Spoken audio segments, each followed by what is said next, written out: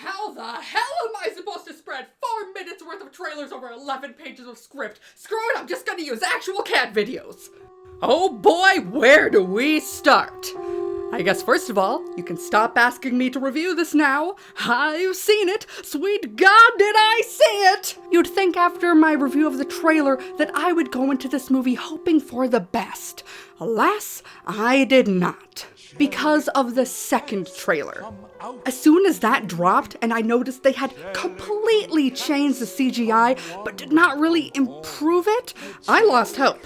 I actually avoided any other content regarding the film. I didn't watch any interviews, any more behind the scenes, reviews, nothing. I felt heartbroken. Every time it came up in conversation that I had to go see it to make a review, common words that came up were waking nightmare, sleep paralysis demons, my personal hell, etc., etc. Everyone hated it. Critic and audience scores abysmal, and it was even released unfinished. I stated on my community tab that I wasn't going to see it until the patch came out. I've now seen it 3 times. Here's proof. I first saw it December 29th, and I was going off of the assumption that since it had been out for over a week, it would have been updated. I was wrong! Last time I saw it was January 4th, but it still hadn't been patched. I'm beginning to worry if this was their intended product. The CGI mistakes? Good lord, why?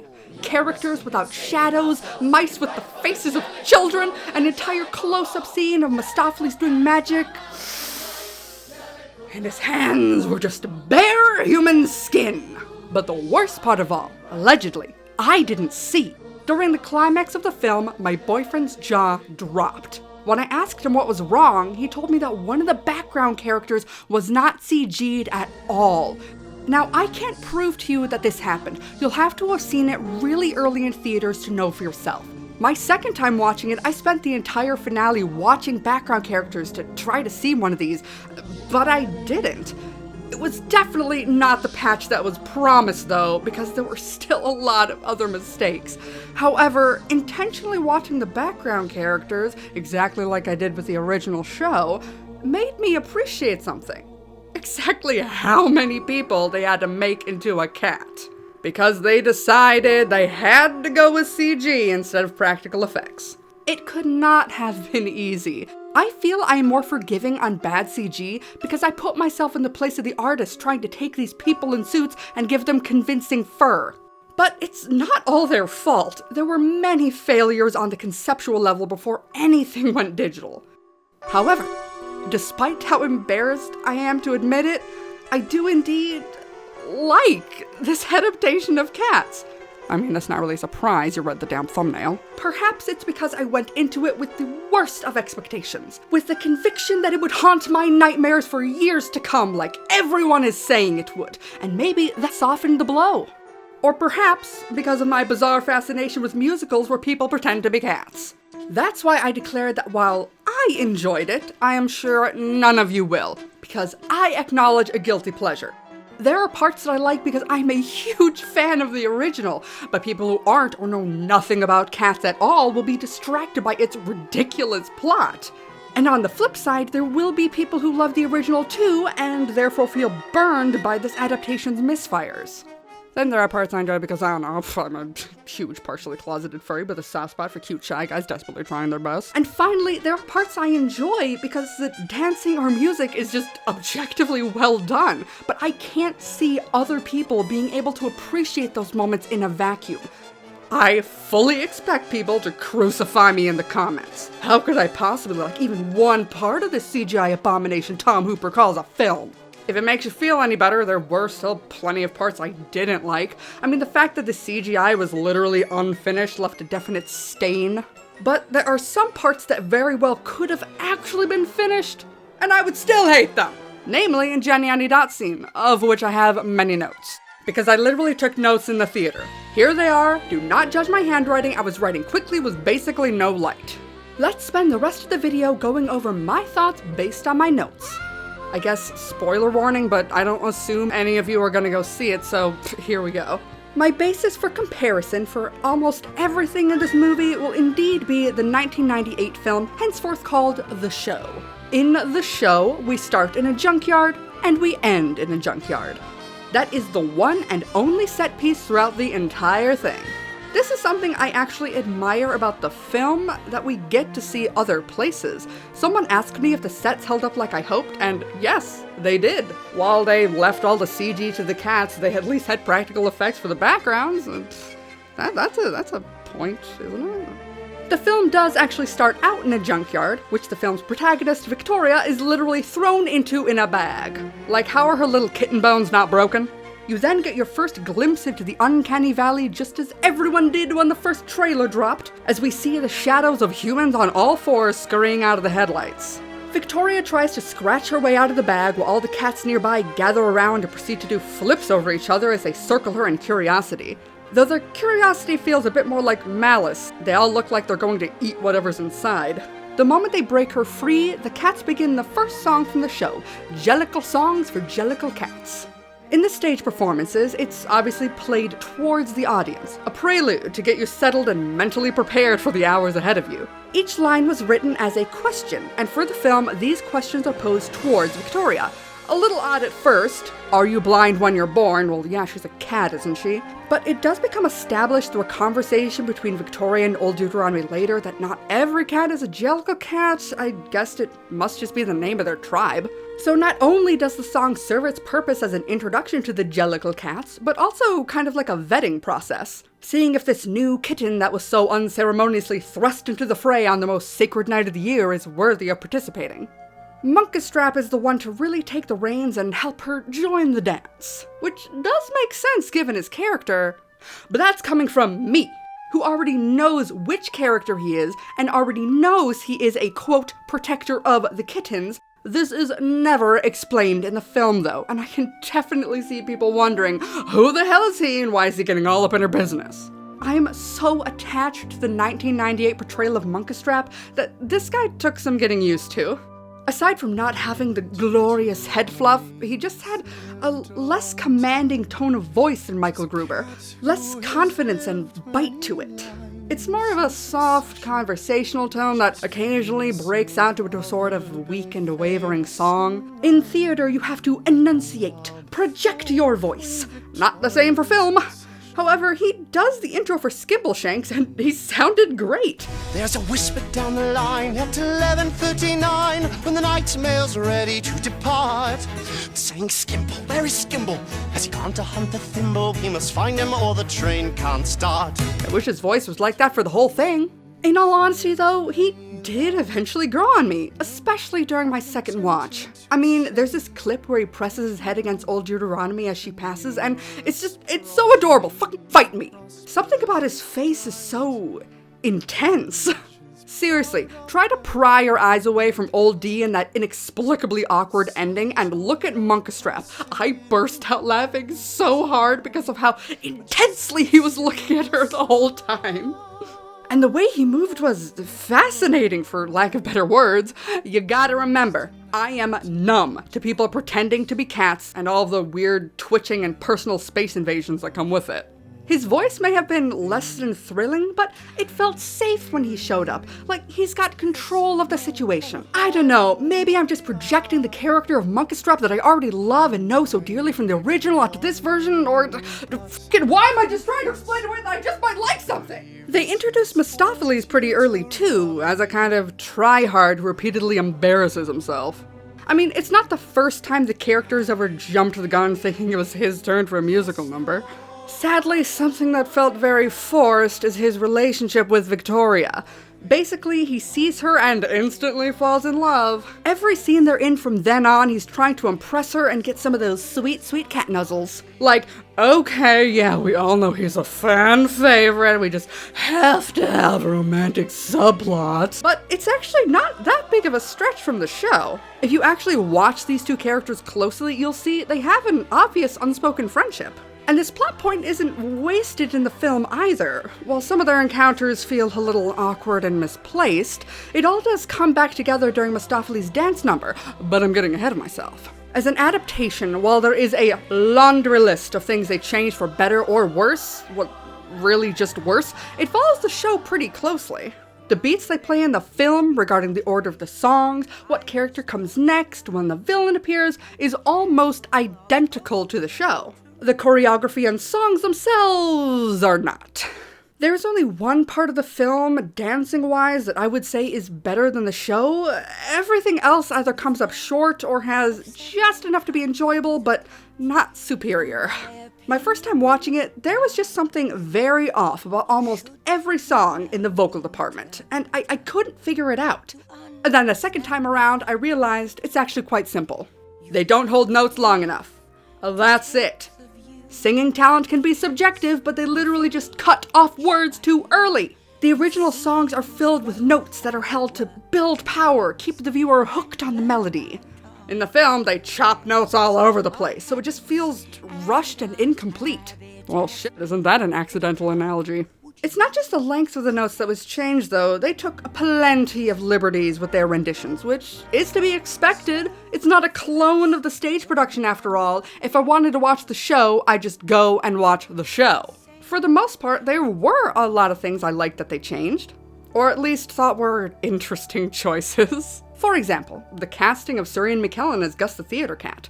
He got some genuine laughs, and let's be real, he is the perfect man to play this role.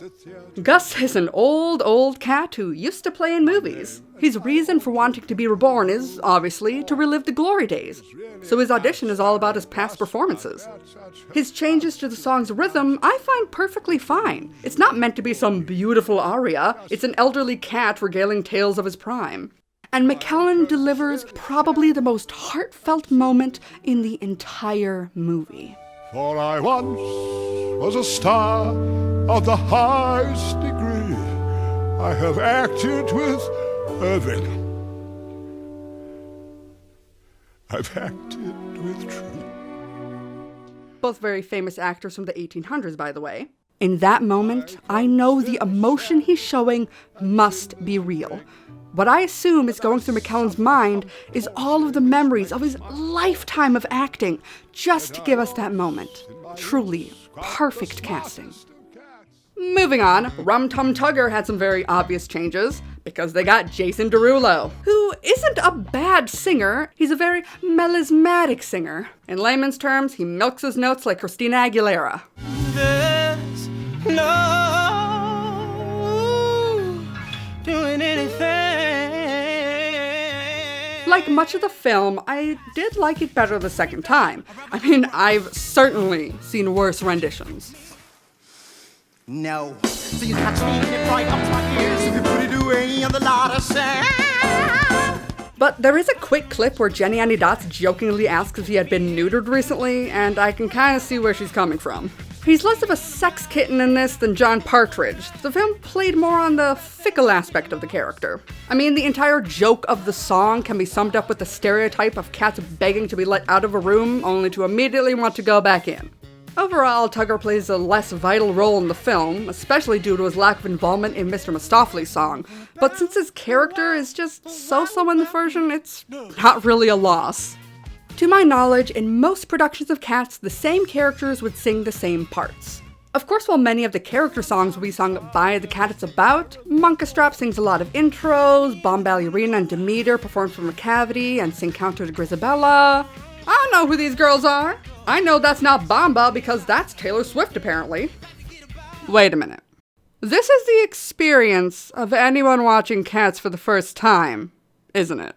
I only know the names of the characters in the show because of the credits and years of obsessively watching it over and over. And suddenly, I had a glimpse into the perspective of an outsider and how lost one can get in all these unnamed cats.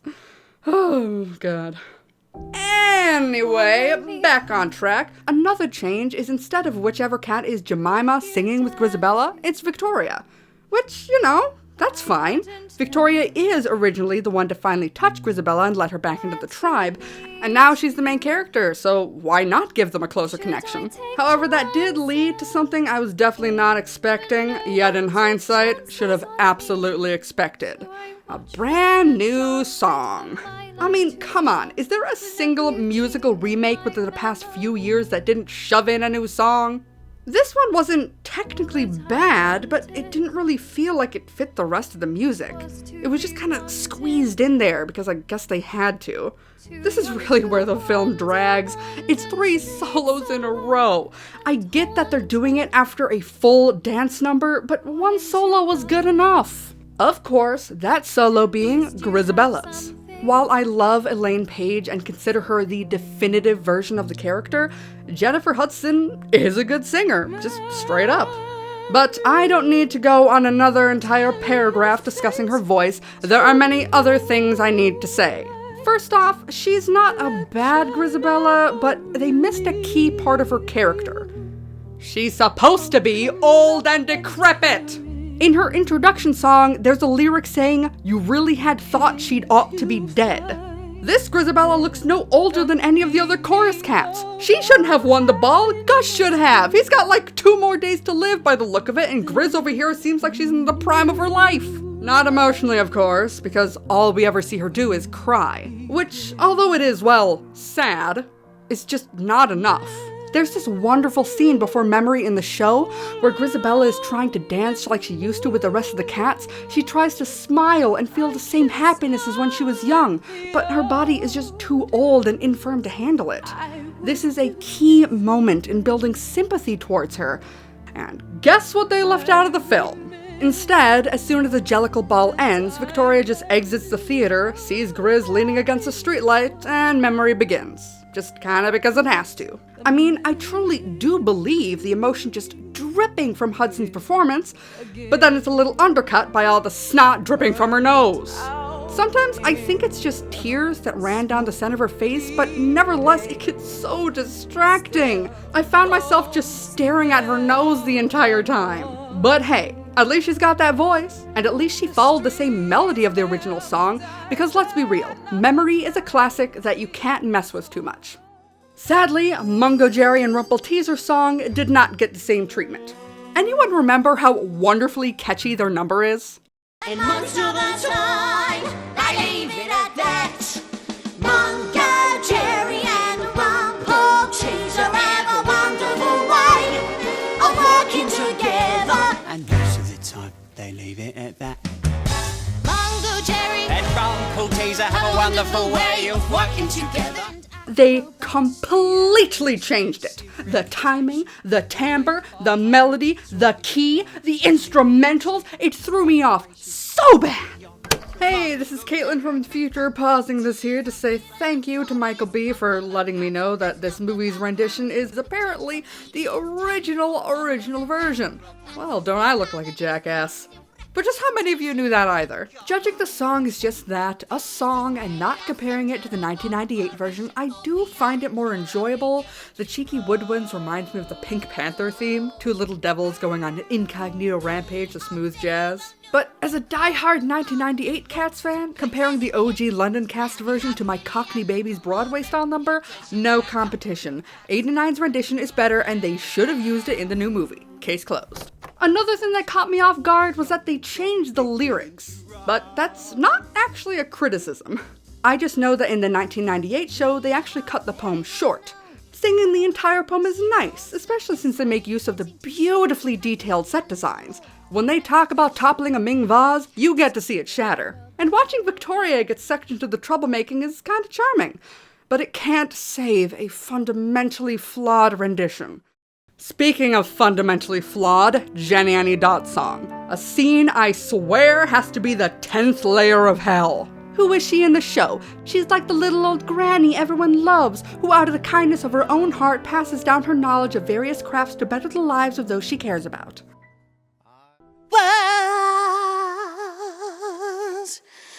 In the film, she's a sorely miscast comic relief, quote-unquote, that only got an accidental chuckle out of me once. Rebel Wilson cannot sing, she cannot dance, but the worst part of all is the mice and the cockroaches. They put faces on the mice and the cockroaches! Why? Why didn't they just leave the anthropomorphism to the cats? You know, what the musical is named for? In the show, the cats played as the mice and such, using little makeshift costumes. It was super cute. but they had only one location to work with. Since we can actually see Jennyanydots on the steps and on the mat, it makes sense to actually see the mice and roaches. But you still didn't need to put faces on them! And then she eats the cockroaches! I knew that going in, and I still hated it! She's supposed to have turned them from disorderly louts into helpful Boy Scouts by giving them a purpose in life and a good thing to do. Not host a reign of tyranny, keeping them in their creepy little marching rows via the threat that she will literally eat them if they step out of line. And they removed the tap dancing too! That was the greatest part! The stage show is famous for how it mixes and matches different style of dance. But I'm assuming it's because they chose Rebel Wilson, and there's no way she's gonna become a master tap dancer anytime soon. They did, however, move the tap dancing to Skimbleshank's song, of which they took full advantage. Having them tap on wood, metal rails, on a drum, they went all out, and it's probably the best scene in the entire movie. Skimbleshanks begins with a single tap, and slowly picks up the pace until my heart was racing. And the tapping continues to create this wonderful syncopation with the rhythm of the song, and the raw talent of the dancers is on full display. You know, that's something that really does have to be applauded for this film, you know, after I spent a good amount of time screaming about Jennyanydots. Of course, not every actor is a professional dancer like in the live performances. It's a movie. Of course they'd cast well-known names that don't have, let's say, same expertise. But the pool of talent they did choose shouldn't be overlooked. But now it's time to put that on the back burner because I can't wait another second to talk about the plot. As I discussed in my original review, people say that Cats has no plot. But it does! Munkustrap literally explains it in one of the songs. How do people not know this? Let me give you a refresher. Jellicle cats meet once a year under a full moon with their leader, Old Deuteronomy, who just before dawn chooses one cat to be reborn and ascend to a kind of cat heaven they call the Heaviside Layer. Sounds weird, but 9 lives and whatnot. There's a villain named Macavity who just kind of messes around with them the whole time and tries to ruin their night. Eventually, he kidnaps Deuteronomy, then suddenly releases him, only for the rest of the cats to find out it was Macavity all along. Why did Macavity do this? Never explained. Hey, I said it had a plot, I didn't say it was a good one. And what's the plot relevance of all the cats singing about themselves? There isn't any. The musical is an adaptation of a poetry book. However, I had my own theories. Despite how much of the character songs are done before the ball or when Old D isn't there, I saw the songs as auditions, singing about who they are and, I guess, why they deserve to be reborn. As for Macavity, I theorized that he was trying to rig the system so that he'd be reborn. And I was right! At least, for the movie. Victoria asks how a cat is chosen, and the answer is that they sing about themselves in a competition. And in this film, they literally have auditions on a stage. Old D is just curled up in a basket and calls out the names of the next performer. I really like this. It brings out some extra character too, and a couple chuckles in the spoken scenes. They'd rib each other and joke about what they want to be reborn into. I felt it grounded the story simply by doubling down on the whole cat rebirth ritual, and simultaneously reminded me how fucking ridiculous that entire premise is. There are several more spoken scenes, namely with Macavity. And he says quite clearly how his dastardly deeds are to make it so that he gets to be reborn. It makes sense for the little amount of plot given, but never mind the plot holes, Idris Elba looks like he's having so much fun in this role. He's so overtly malicious, it's kinda charming. You know what, fuck it, it is charming. He's a damn good actor and he brought so many laughs. I was definitely unprepared for him to come out without the cool coat on though. Naked Idris Elba cat is not okay. Something else I wasn't prepared for was after Jennyanydots scene, which after that nightmare, I didn't think anything could surprise me. But Macavity lures her into an alley and makes her disappear into a puff of sparkly dust. It's like a Thanos snap! Apparently, he's transporting them onto a barge far away for a very weird Growltiger cameo. At first, this is the most out of left field you could get, but you know, considering the shit Mistoffelees does in the original, I shouldn't be shocked that more than one magical cat can exist. But Misto just does fun little tricks. Macavity is doing this to make it so that there are no other eligible cats besides himself. Okay, 3 things. 1, he only held like 4 cats captive. 2, he tried to make old Deuteronomy walk the goddamn plank in the silliest scene I've ever witnessed, and he still thought she'd choose him. And 3, why does he want to be reborn? Again, never explained. Granted, it's never explained in the musical either what he's doing and why, as I said, but for the film they tried to flesh out the story at least a little. People were worried that this film would add a lot of unnecessary story, but they didn't. They put in just enough to add a little more context than the musical gives, yet still be filled with a lot of unanswered questions. As a fan of the original, I feel it's fine, even if the execution was less than great. For people who have never seen Cats before, it'll be like a bad acid trip. Speaking of acid trips, Macavity's song. Get it? Catnip? They all look like they're tripping balls. As for the music, Taylor Swift is no Rosemary Ford. And they left out Demeter, but Swift doesn't do a bad job. She's got plenty of sass and she brings her own spice to the song. Bombalurina is doing this, I assume, so that all the cats are drugged up enough to not stop Macavity from poofing away Deuteronomy. But can you really stop someone who can magically whoosh anyone away in a single second? And this rips open an even bigger plot hole. Bombalurina's involvement in this whole thing. Let's take a step back. Part of the extra context they gave in the movie is why Grizabella was shunned by everyone. They reveal it's because she left the tribe to join Macavity for whatever reason. Why would they want to associate with someone who chose the villain over their tribe? But now Bomba is over here literally being an accomplice to Macavity's crimes, and no one seems to have a problem with her. Granted, we never see her hanging out with the Jellicles in any other scene, and they're also all drugged up on catnip, but whenever Grizabella shows up, they hiss at her and chase her away. Bombalurina had an entire dance number. I'd say maybe the tribe just didn't know her alliance shifted or had never seen her before. But wait, Mungojerrie and Rumpleteazer helped spread the catnip around too. They claim it was just some fun and they had no idea Deuteronomy was being targeted, but I don't know, just more unanswered questions. And that is a fully legitimate criticism. I feel that the musical was fine with its very basic premise. When you start adding more and more plot, that's when we start to question it. It's much harder to forgive. But sometimes you just gotta set aside the things that don't make any sense and get yourself lost in the performance. I got chills during the Jellicle ball, no joke, especially when that fast piano comes in. I just love the music, I can't help it. And the happy looks on everyone's faces, the way they transition from one section of the ensemble to another with the characters in such a clever way. In the original dance number, there's 52 choreographed sections, but that was for 9 to 11 minutes. I don't know how long this one was for, definitely not as lengthy, yet they kept it moving the entire time. Just like watching the original, I forgot it was just people dressed up as cats, or in this case, covered in CG fur. The spectacle took hold of me, and I had no choice but to pop along with the music I've loved dearly for so many years. You have to suspend a lot of disbelief to enjoy this film, let me tell you. I just happen to be quite good at that.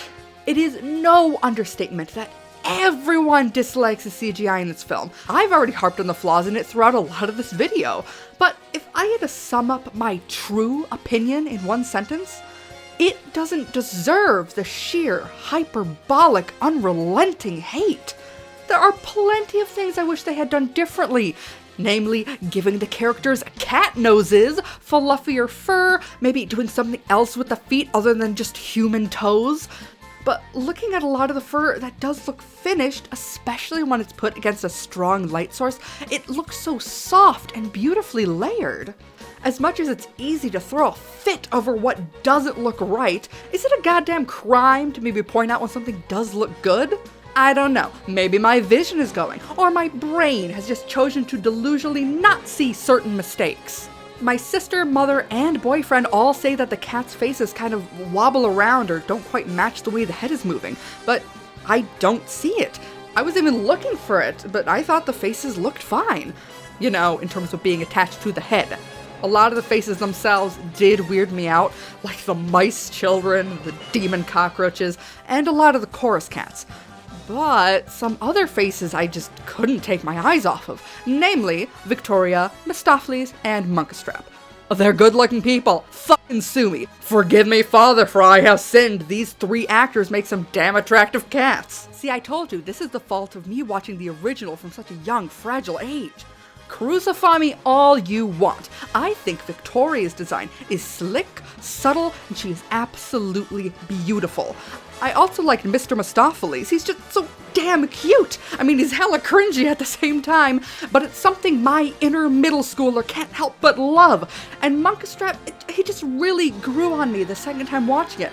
I have no words. I feel so conflicted over the first 9 pages of this script. I feel so conflicted over the entire 2 hours of this film. I had a very, very different viewing experience the second and third time watching it. Characters I admit heavy flaws in, I still found enjoyable. The music was more fun. I paid better attention to the dancing and less attention to the CGI mistakes.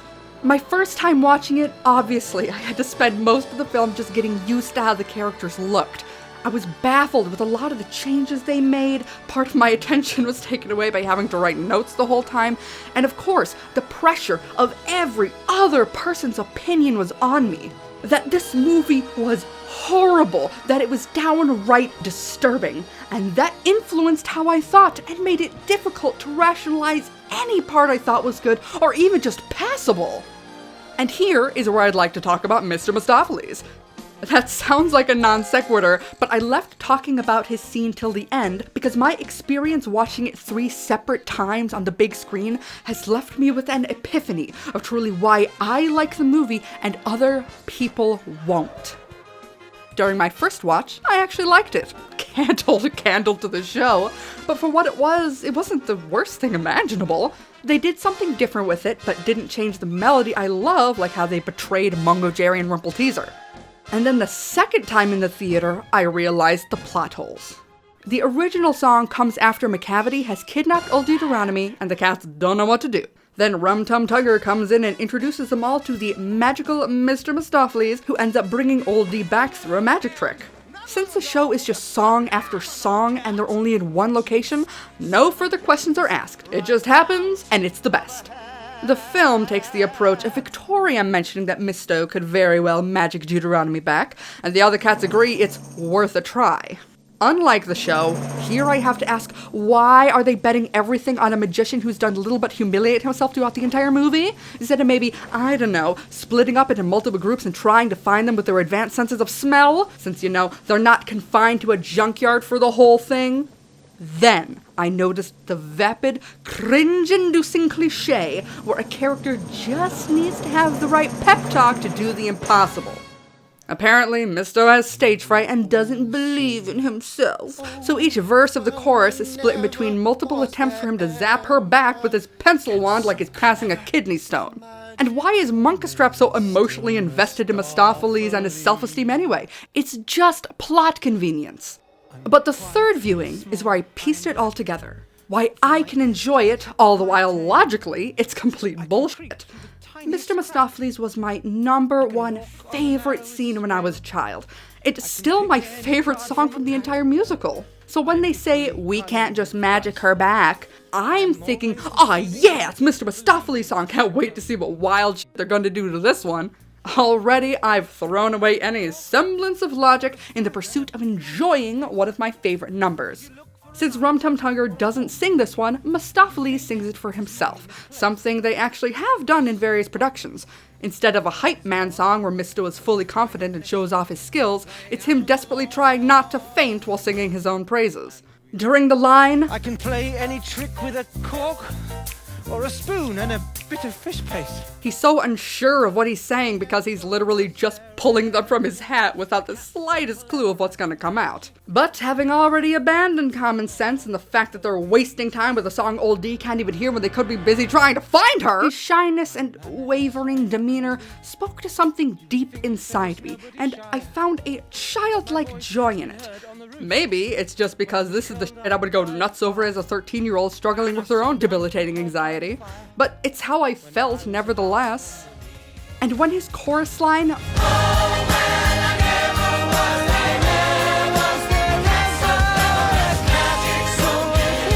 and he spins around Victoria and changes his line to,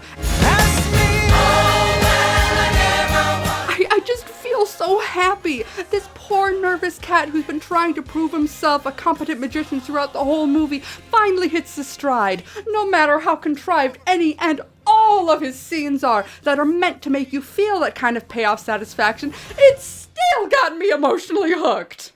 I absolutely understand why the scene is utter nonsense. That's why I nervously laughed and covered my face with my hands during my second and third viewing.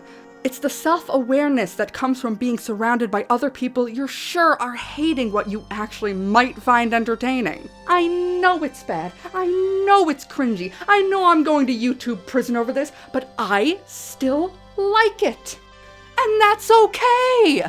You know, the third time I saw it, there were about 13 people in the theater, and we had a wonderful time. The people sitting below us were the kind to turn back to the people above them like, "Did you just see that too?" We spent almost the entire movie laughing. Those people in front of us even clapped when the movie was over. It's like all those classic bad movies in that way, all the unintentional hilarity. If you get to spend almost 2 hours where you and everyone around you is laughing until your eyes water, I'd say that's money well spent. The hate train for this movie is en route, with no stops in sight. But I think I'll be over here on this train instead, watching Skimbleshanks bust a sick move. Because as much as I'm sure everyone wants me to trash this movie, complete hyperbole, without anything even remotely positive, like every other goddamn person on this whole fucking platform, I can't bring myself to do it. I was just the perfect person to watch this film. All of my life experiences had to happen in exact order to produce the person you hear today that would have the nostalgia and suspension of disbelief strong enough to genuinely enjoy this adaptation. It's probably been about 30 minutes by now, judging by the page count, and I still have so much more to say. When I get my hands on the digital release, I'm going to be going over it with a fine-toothed comb. But for now, that's all I've got. Until next time.